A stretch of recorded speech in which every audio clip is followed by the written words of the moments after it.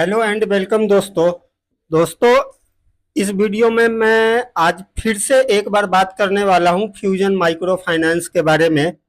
आज दिन के दौरान भी मैंने आपको तकरीबन 12 बजे के आसपास इसी स्टॉक के ऊपर मैंने एक वीडियो बना करके आप लोगों को दिया था।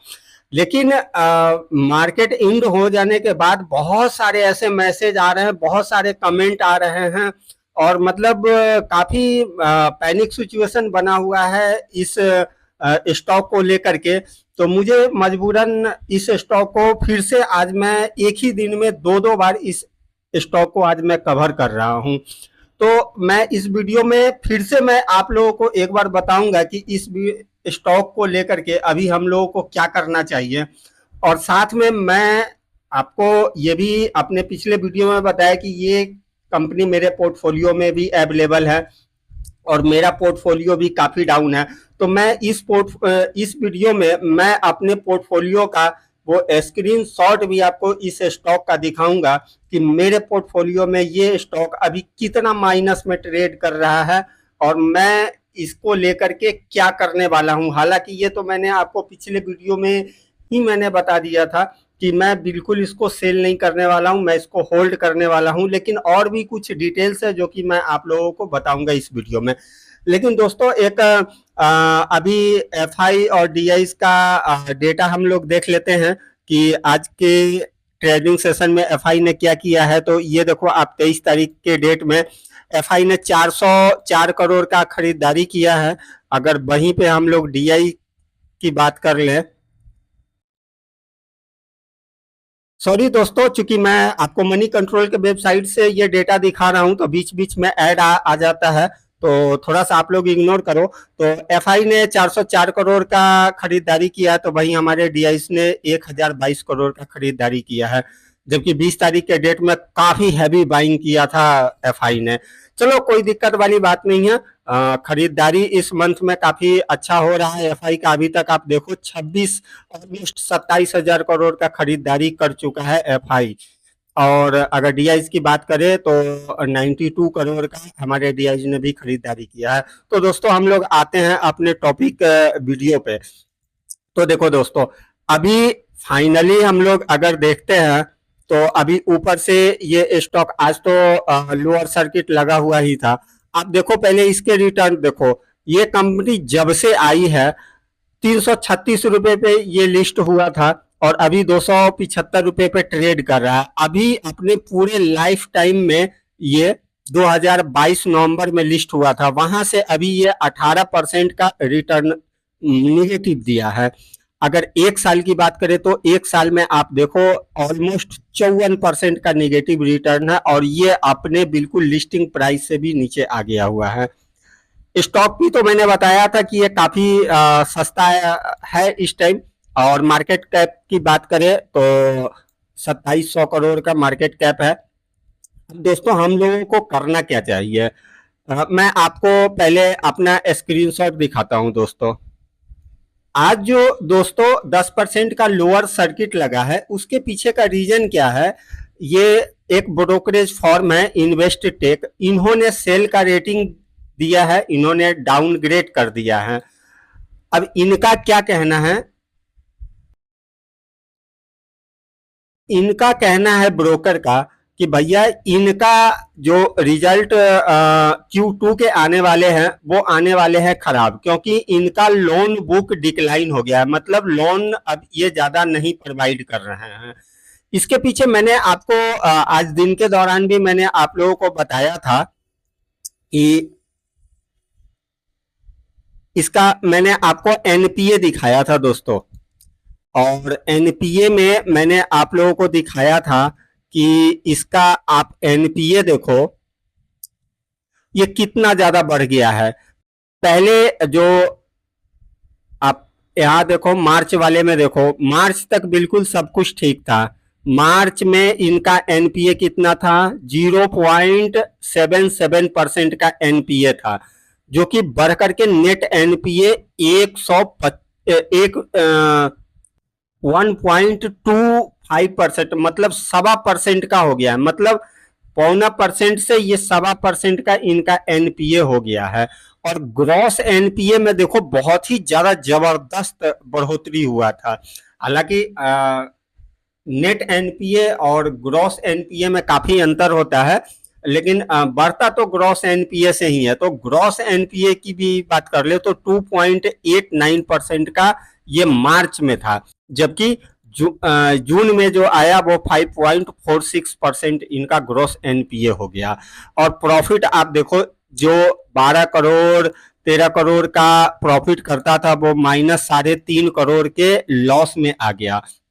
लेकिन वहीं पे अगर आप इसके सेल्स की बात करोगे दोस्तों, तो सेल्स में कहीं कोई प्रॉब्लम नहीं है। 531 करोड़, 547 करोड़, 593 करोड़, 646 करोड़, और जून में भी इनका सेल्स में कोई प्रॉब्लम नहीं आया। बस इनका प्रॉफिट जो है वो बिल्कुल निगेटिव में चला गया, जिसके वजह से इनका एनपीए भी बढ़ गया और इस वजह से इस स्टॉक में भारी करेक्शन भी हुआ। और अब जो ये लोन ज्यादा प्रोवाइड नहीं कर पा रहा है, जिसके वजह से ब्रोकरेज फॉर्म जो है इन्वेस्टटेक इसको डाउनग्रेड कर दिया और रेटिंग दे दिया कि सेल कर दो। अब क्या है कि मैंने आपको इसका दिखाया था, आप पहले इसका सेल्स एंड प्रॉफिट देखो। अभी तक जो इसने सेल्स और प्रॉफिट ग्रोथ आप देखो, कहीं से भी कोई प्रॉब्लम की बात नहीं थी। बस ये करेंट ये सेशन में ही इस तरीके से हुआ है। लेकिन आप ये देखो, मैंने आपको प्रमोटर होल्डिंग मैं आपको फिर से दिखाता हूं कि प्रमोटर तो ठीक है, ऑलमोस्ट 58% प्रमोटर है। प्रमोटर ने कहीं भी अपनी बिकवाली नहीं करी है। एफआई ने लगभग 6% से लगभग 4% पे आ गया है। 2% एफआई ने बिकवाली किया है। और डीआई की बात करोगे तो देखो 23.28% का स्टेक था, जो कि थोड़ा सा सेल किया है, और 22.79% जो है अभी डीआई के पास है, और रेस्ट जो है 15% पब्लिक के पास है, जो कि 12.5% था, वहां से इंक्रीज होकर के 15% हो गया है। तो देखो डीआई का अभी भी कितना बड़ा स्टेक है, बहुत ही ज्यादा स्टेक है पब्लिक का। जबकि इस स्टॉक के अंदर, फ्यूजन माइक्रो के अंदर बहुत कम स्टेक था पहले भी, लेकिन अब थोड़ा सा इंक्रीज होकर के गया। लेकिन फाइनली आप देखो अभी मेजर स्टेक जो है वो डीआई के पास ही है, और एफआई के पास भी कम नहीं है, लगभग 4% का है। तो अब इस सिचुएशन में करना क्या है? देखो, सबसे पहले आप कंपनी को और कंपनी के बिजनेस को समझो। ये माइक्रो फाइनेंस है, मतलब छोटे छोटे लोन्स देती है, जैसे सेल्फ हेल्प ग्रुप होता है वुमेन का, उसको देता है, या जो छोटे दुकानदार होते हैं, किराना वाला और वगैरह वगैरह, रेडी वाले, ठेले वाले, उन सबको ये छोटा छोटा लोन दिया करता है। तो इसका लोन वहां पे काफी लोन हो गया है डिफॉल्ट, काफी लोन इसका डिफॉल्ट हो गया है। और ये प्रॉब्लम इस कंपनी का कोविड के समय से हुआ है। लेकिन इस कंपनी के ऊपर अब तो कहोगी कि कोविड गए हुए, अगर हम लोग 2022 तक मान ले तो अभी कोविड का मेन इम्पैक्ट कब तक था? ओवरऑल हम लोग 22 तक मान लेते हैं, 21-22 तक बिल्कुल कोविड का अच्छा खासा इफेक्ट था। यानी कि इन 2 साल में अब जाकर के उस समय का प्रॉब्लम अब इनके बैलेंस शीट में रिफ्लेक्ट होना स्टार्ट हो गया है।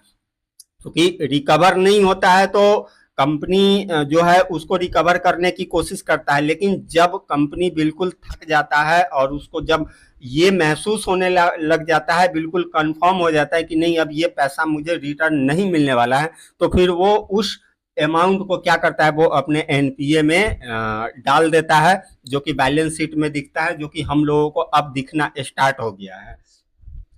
अदरवाइज इस कंपनी में किसी भी प्रकार का कोई फ्रॉड नहीं हुआ है, किसी भी प्रकार का कोई स्कैम नहीं हुआ है, इस तरीके की कोई बात नहीं है। हाँ, इसके बिजनेस में प्रॉब्लम आ गया है, इसका मेन प्रॉब्लम ये है।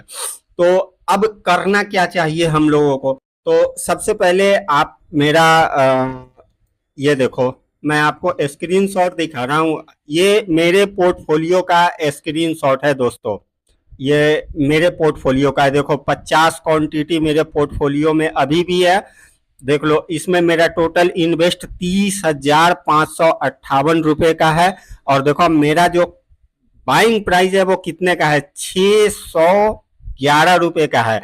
मतलब आप 611 रुपए का, आप यहाँ पे देखो, आपको बेटर समझ में आएगा कि मैंने कहाँ पे बाई किया था। आप ये देखो 52 का हाई देखो कितना है, 674 रुपया है। 52 का हाई 674 रुपया, और मैंने इसको खरीदा कहाँ पे था, 611 रुपए पे मैंने खरीदा था। तो आपको क्या लगता है, मैंने भी फोमो बाइंग किया था? तो देखो फिलहाल आपको जो समझना है वो समझ सकते हो। वैसे मैं इसका भी आपको और मैं बताता हूँ कि ये 611 रुपए पे मेरी बाइंग कैसे है, ये भी मैं बताता हूँ। देखो अभी आप मेरा ओवरऑल पहले लॉस देख लो क्या है। अभी मेरे पास लॉस इसका कितना है, 55% का मेरा लॉस है ये।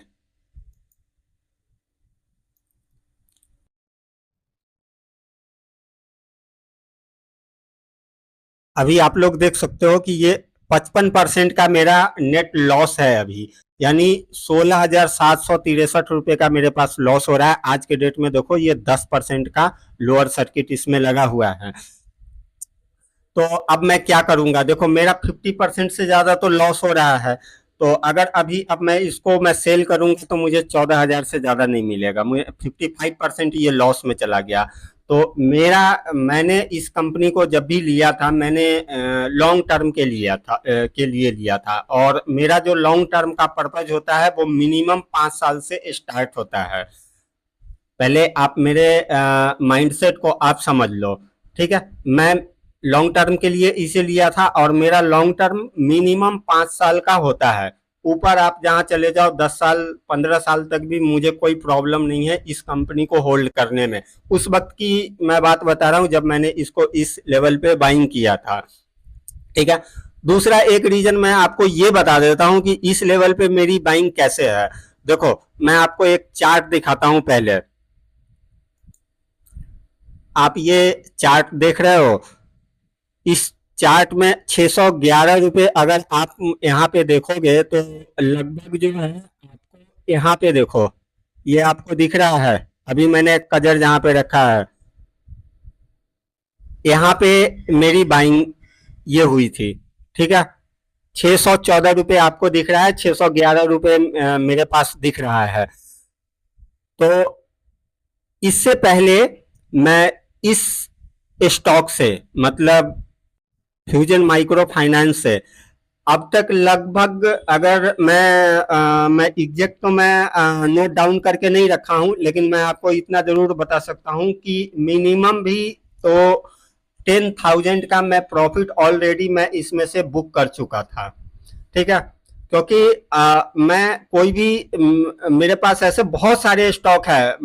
दोस्तों वीडियो थोड़ी लंबी हो रही है, लेकिन आप मैं आपसे रिक्वेस्ट करना चाहता हूं कि इस वीडियो को आप बिल्कुल स्किप करके ना देखें, आप बिल्कुल एंड तक देखो। वीडियो थोड़ा लंबा जरूर है पर आप देखें। तो मैं टॉपिक पे आता हूं कि मैं मिनिमम भी तो कम से कम 10,000 इसमें से प्रॉफिट पहले ही बुक कर चुका था।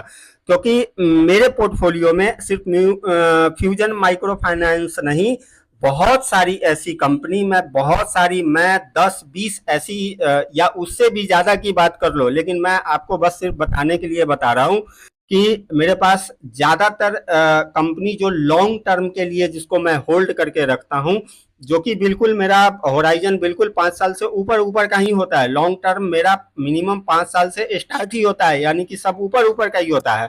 तो जितने भी मेरे स्टॉक हैं, मैं उनमें उन स्टॉक, जब वो नीचे गिर, एक पोर्टफोलियो में एक्चुअली मेरे पास कई डीमेट है, लेकिन मान लो अगर मेरे जीरोधा में अभी ये स्टॉक अवेलेबल है, तो अगर जीरोधा में मैंने इसको लॉन्ग टर्म के लिए रखा है, और ये स्टॉक उसको तो मैंने बाइंग करके उस डीमेट वाले पोर्टफोलियो में रख दिया, लेकिन मैं दूसरे डीमेट में उसको मैं फिर से बाई करता हूं एज ए पीटी, जब वो नीचे ऊपर से जब करेक्ट होकर के आ जाता है।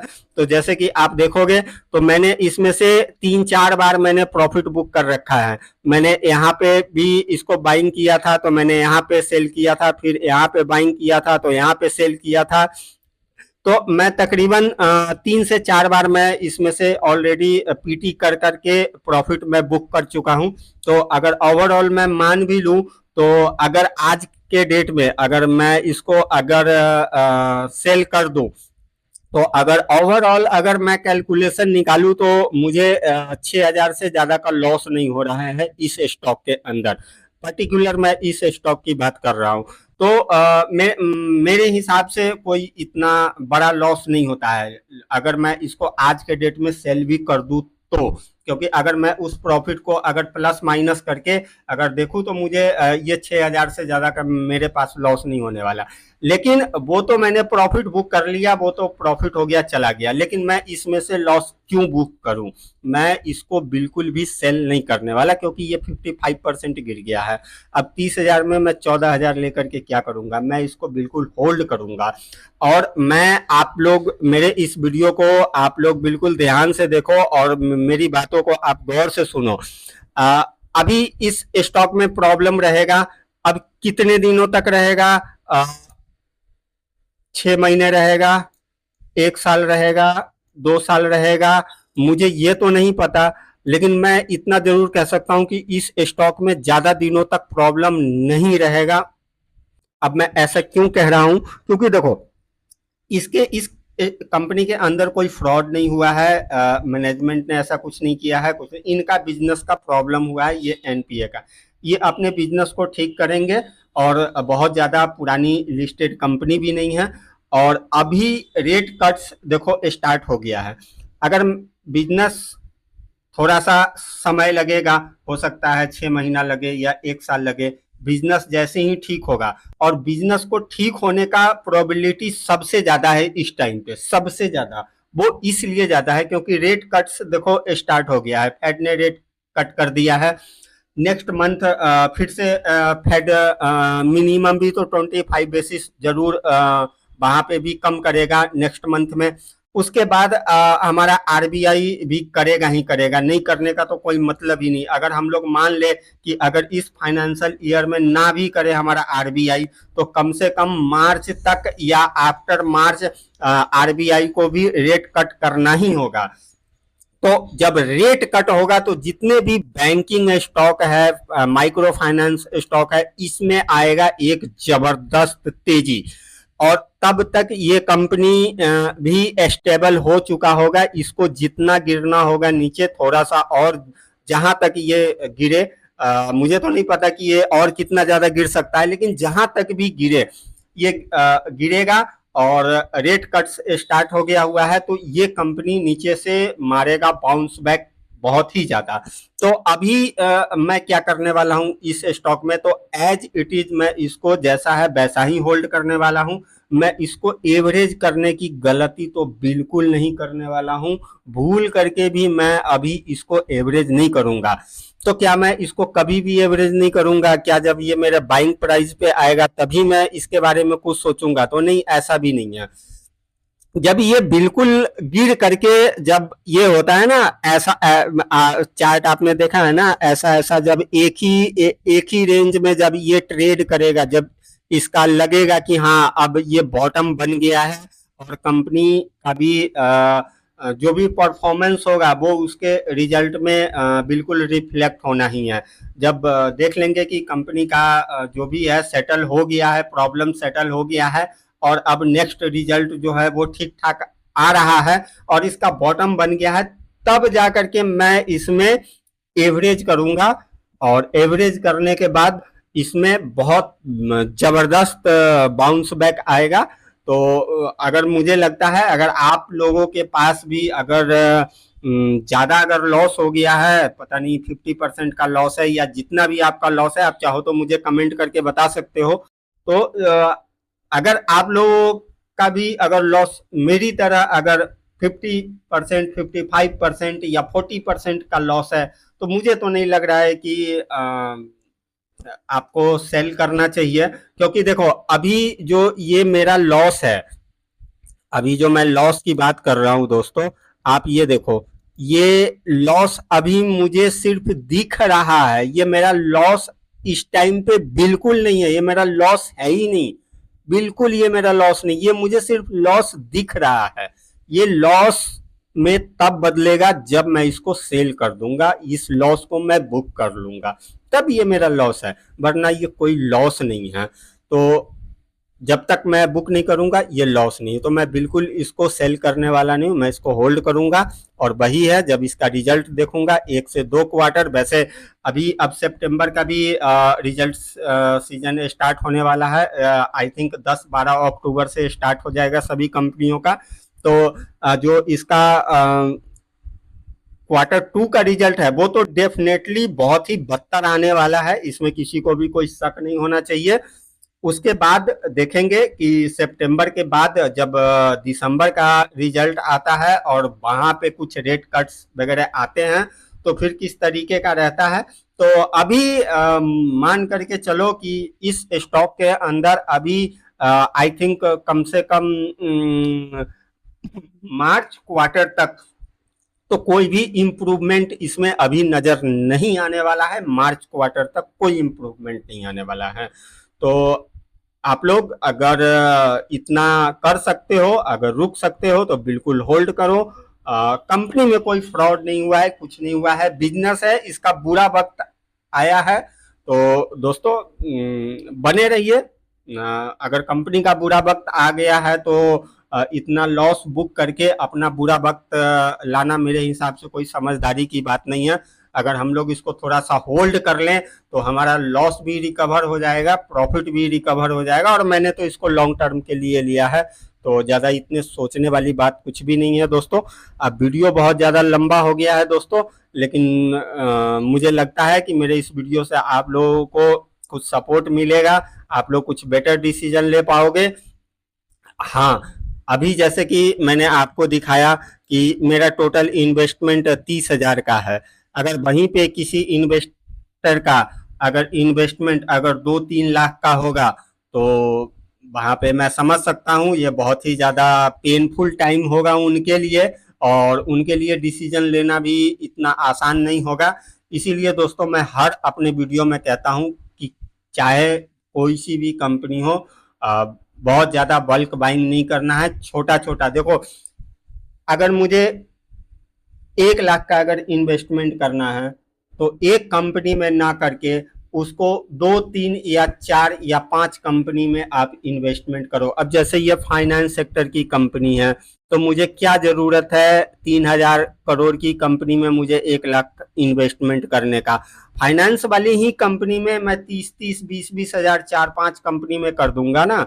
अब मेरा एक में चला गया, लेकिन मेरे दूसरे स्टॉक से तो मुझे फायदा हो रहा है ना। अभी मेरा इसमें 16,000 का लॉस दिख रहा है, लेकिन फाइनेंस सेक्टर का मेरे पास दूसरी भी कंपनी है जिसमें मेरा प्रॉफिट हो रहा है। अगर मैं वो सारा पैसा अगर इसी स्टॉक में लगा दिया होता तो आज मैं जितना कॉन्फिडेंस से आप लोगों के साथ मैं बात कर रहा हूँ शायद मैं भी नहीं कर पाता। क्योंकि पैसा तो पैसा होता है, मेरे लिए भी पैसा उतना ही इम्पोर्टेंट है जितना आपके लिए है। तो दोस्तों मैं जो करने वाला हूँ, मैं जो डिसीजन लिया हूँ इस स्टॉक के बारे में, वो मैंने आप लोगों को बताया है। आप लोग मुझे कमेंट करके बता सकते हो कि आप लोग क्या डिसीजन लेने वाले हो। तो दोस्तों मुझे उम्मीद है कि आप लोगों को वीडियो अच्छा लगा होगा, इंफॉर्मेटिव लगा होगा। तो आप चाहे तो वीडियो को लाइक कर सकते हैं, और अगर चैनल सब्सक्राइब नहीं किया है तो बिल्कुल सब्सक्राइब करके जा सकते हैं। तो मिलते हैं दोस्तों नेक्स्ट वीडियो में।